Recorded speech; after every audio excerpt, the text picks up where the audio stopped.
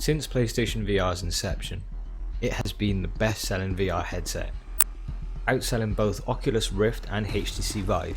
Yet we have still to have a game substantial enough to attract more of the wider audience who are still unsure whether VR is just another gimmick in the technological world. We've had a few games which have shown a glimpse of what VR could be, and one of them was Firewall, released back in 2017, which gave us a strong single-player FPS shooter with one major bonus: the PlayStation VR aim controller. This enhanced our experience of VR and made anyone who used it feel like a true soldier. The ability to lift the gun to your face and aim down the sights is something which feels like a childhood dream to anyone who has used it. Farpoint eventually had an update which brought us a 1v1 deathmatch mode, which was our first taste of what PvP could be like in VR and what the future potential of this headset was. And today we have that game.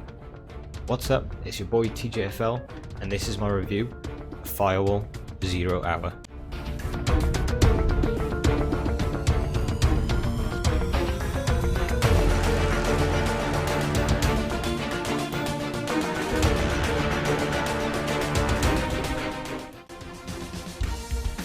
Firewall was built from the ground up to be played with the aim controller, and there really is no reason to use the alternative DualShock controller.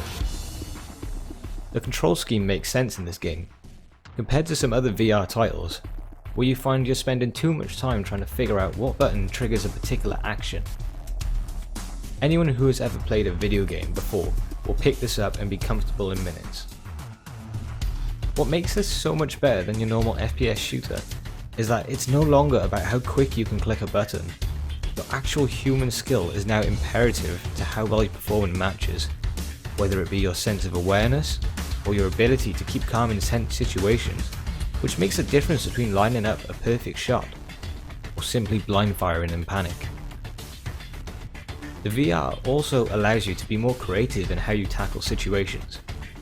Instead of jumping in and out of cover, how about just poking your head slightly around a corner to then blind fire down a hallway to keep the enemy distracted?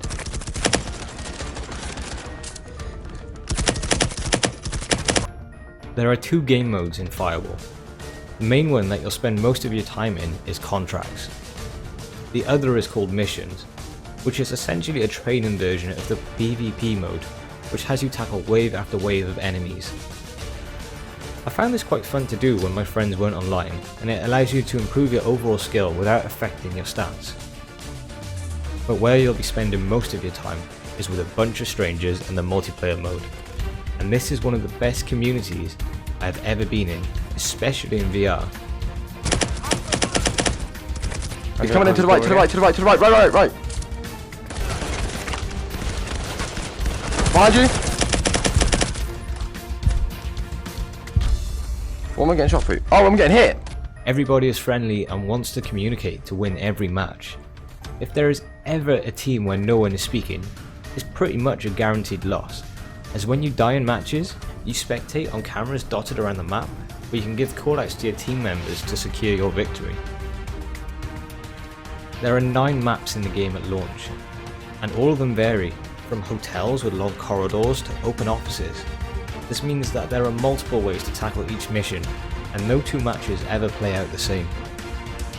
I played this game on the PS4 Pro, and I have to say, the graphics are some of the best I have ever seen on PlayStation VR.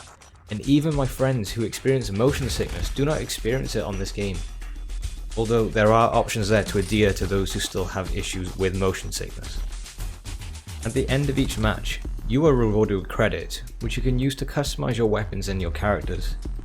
You can even unlock more perks for your soldiers, which can level the playing field during matches, such as trip mines or under-barrel grenade launchers.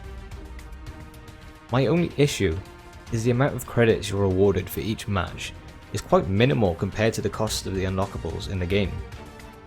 Basic items such as a laser sight can cost 6,000, which is ridiculous when you might only earn 120 credits per win. Luckily, at this moment in time there are no microtransactions in sight, but there is an option to go to the PlayStation Store, so whether they're hoping on implementing this further down the line is uncertain.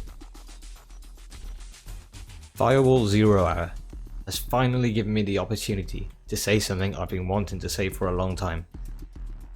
If you have a VR, you need to buy this game. And if you don't have a VR, this is the reason to go buy it.